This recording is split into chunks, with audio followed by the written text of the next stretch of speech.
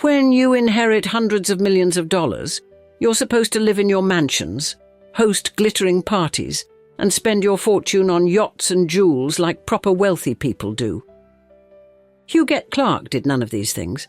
Instead, she spent the final 20 years of her life in a hospital room watching cartoons, surrounded by dolls dressed in haute couture, while 3 magnificent estates sat empty, tables set for dinners that would never be served, cars parked with license plates from 1949, rooms frozen in time like life-size dollhouses waiting for an owner who would never return.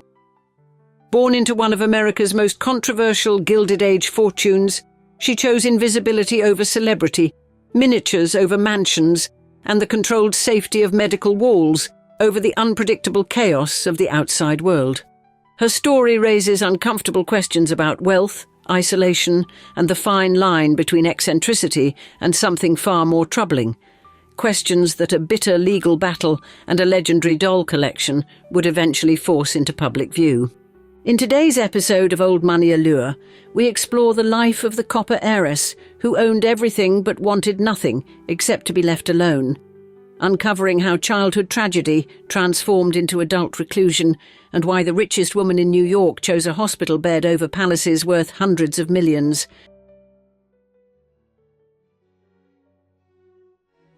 In the spring of 1906, while San Francisco burned from earthquake fires and America's robber barons counted their millions, Huguette Marcel Clark entered the world in Paris, born into a fortune so vast and controversial that Mark Twain had declared her father as rotten a human being as can be found anywhere under the flag.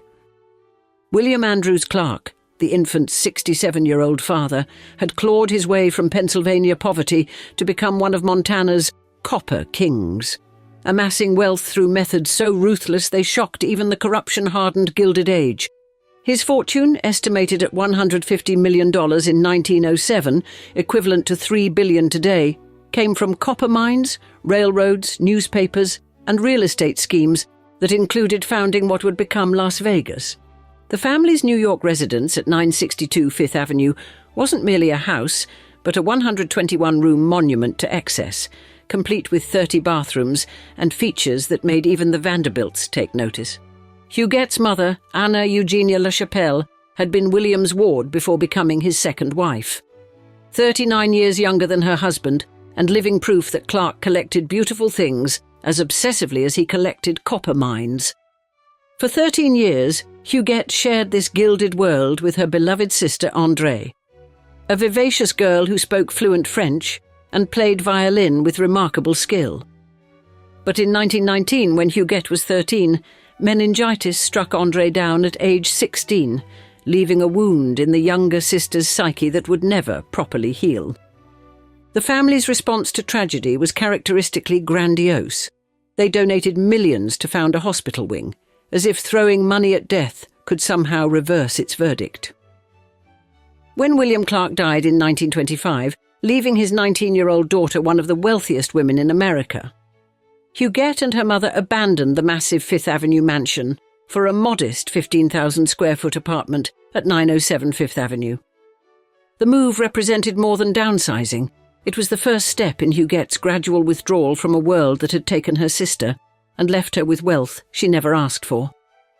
At 22, perhaps seeking normalcy, Huguette married William MacDonald Gower, a law student who had worked for her father and seemed to offer escape from her gilded cage. The union lasted barely 2 years, from 1928 to 1930, with persistent rumours that the marriage was never consummated, a detail that would have remained private in any family but the Clarks.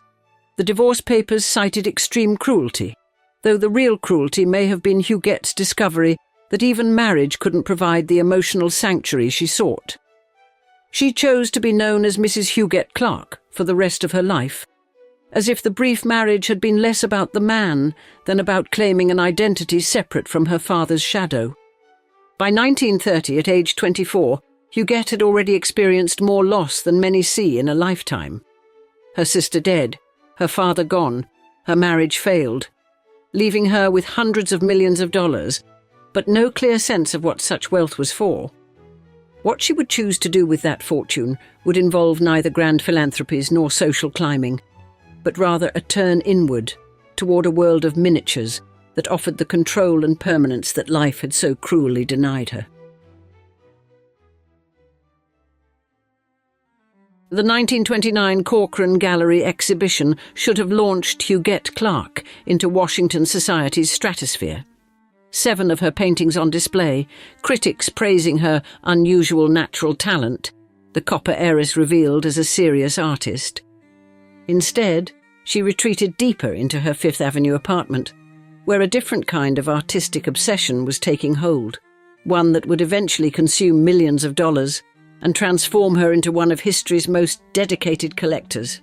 Her assemblage would grow to encompass 1,157 antique dolls, 600 Japanese, 400 French and German, each one catalogued and cared for with scientific precision. But these weren't mere toys to Huguette. They were citizens of an elaborate parallel universe where she exercised the kind of control that eluded her in the real world. The French dolls from the Golden Age of 1860 to 1890 became her particular passion, especially the melancholy-faced jumeaux, bébé, triste dolls, and the mechanical automata that could perform delicate movements.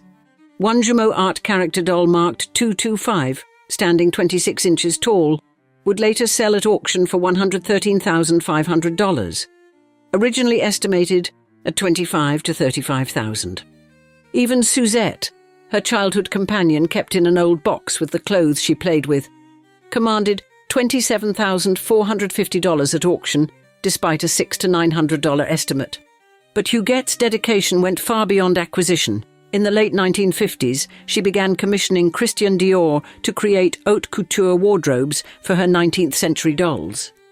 She would attend Dior fashion shows in Paris, one of the few public events she still graced with her presence, selecting designs not for herself, but for her silent companions.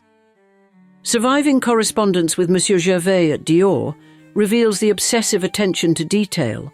One 1959 letter discusses the unsuccessful search for specific antique fabric, while a 1962 note expresses infiniment plaisir at Madame's satisfaction with a completed Petit Prince costume.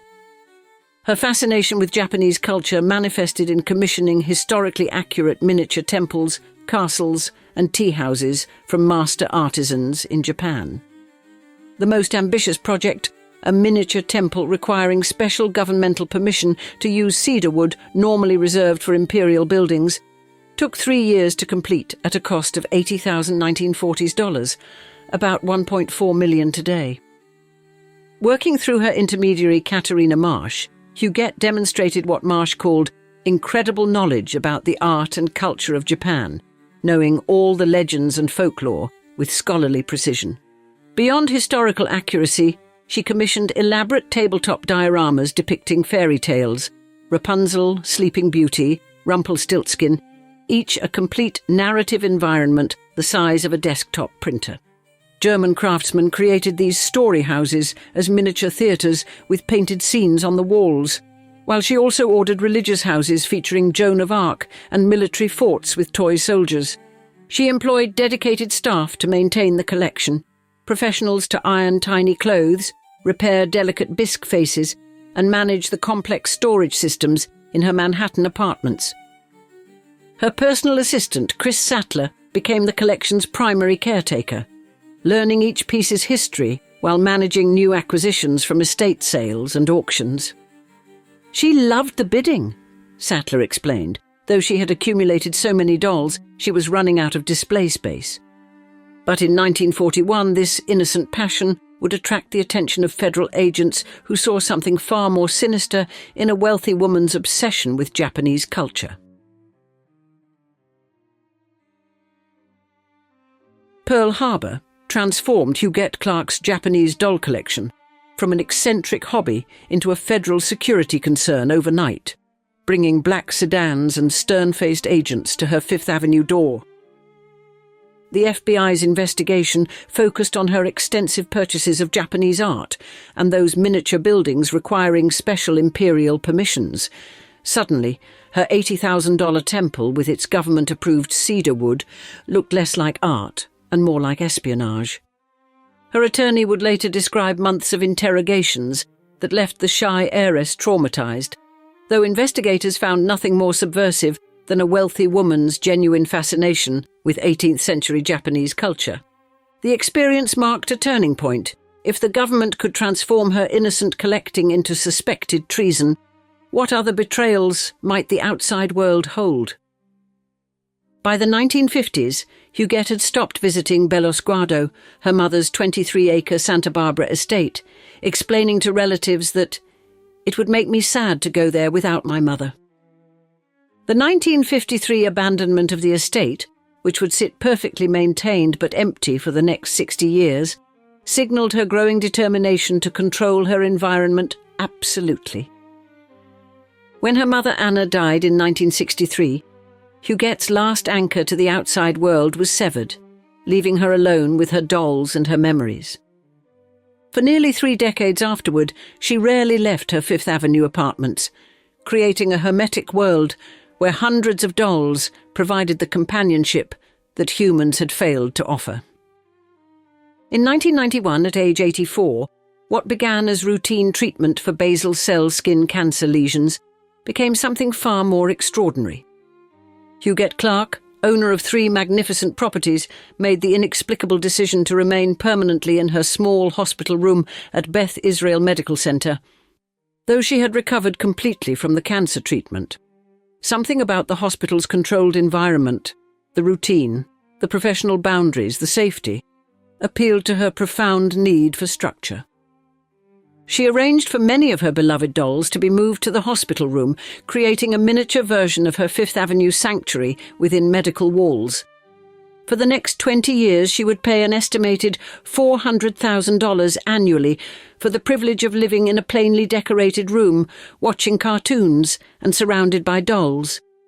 Her daily routine became fixed: 12 hours with her private nurse Hadassah Perry, endless loops of The Smurfs, The Flintstones, and Scooby-Doo, and regular deliveries of new Barbie dolls. Despite owning empty mansions worth hundreds of millions, she found more comfort in a hospital bed than in any of the grand rooms her father's copper fortune had purchased. The staff at Beth Israel quickly recognized their patients' extraordinary wealth, with development officers writing internal memos noting she was worth $70 million with no immediate family. What followed was what investigators would later describe as a full-scale 20-year campaign to extract chunks of her copper inheritance.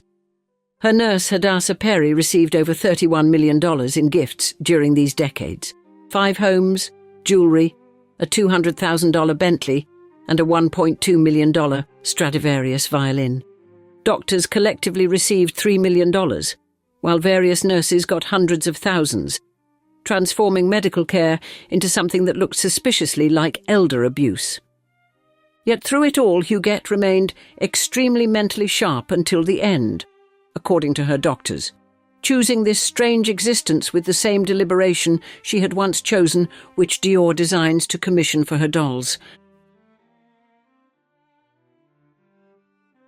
While Huguette spent 2 decades in her hospital room, 3 magnificent properties stood frozen in time like life-sized dollhouses, waiting for an owner who would never return.